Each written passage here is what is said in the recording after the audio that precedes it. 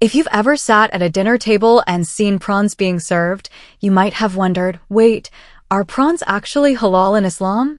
It's a question that sparks a lot of curiosity, especially because not everyone seems to agree. Some people enjoy them without hesitation, while others might avoid them just to be on the safe side. So let's clear up the confusion and talk about it in a way that makes sense. In Islam, whether a food is halal or not comes down to the rules set in the Quran and Hadith and how scholars interpret them. When it comes to seafood, most Islamic scholars agree that fish are halal. But prawns sit in a bit of a gray area because they're not exactly fish, they're shellfish. This is where different schools of thought come in. For example, in the Hanafi school, many scholars say only fish are considered halal, which makes prawns a point of debate. Some Hanafi scholars argue prawns should be avoided because they don't fall under the strict definition of fish. But in other schools, like Shafi'i, Maliki, and Hanbali, prawns are widely accepted as halal.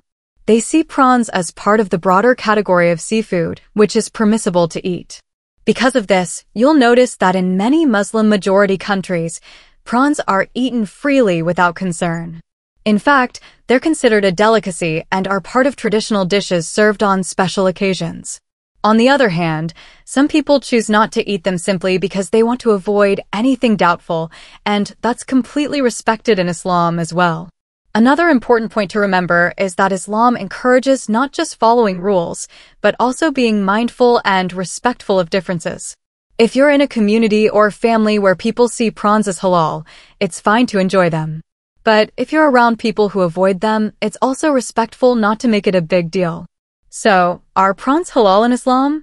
The simplest answer is yes, according to the majority of scholars. They fall under the halal category of seafood, especially if you follow Shafi'i, Maliki, or Hanbali teachings. If you follow the Hanafi school, it might depend on which interpretation you align with, since some Hanafi scholars allow prawns while others suggest staying away. At the end of the day, prawns are one of those foods where the answer depends on the school of thought you follow and your personal comfort. The most important thing is to seek knowledge, respect differences, and make choices that bring peace to your faith and your plate.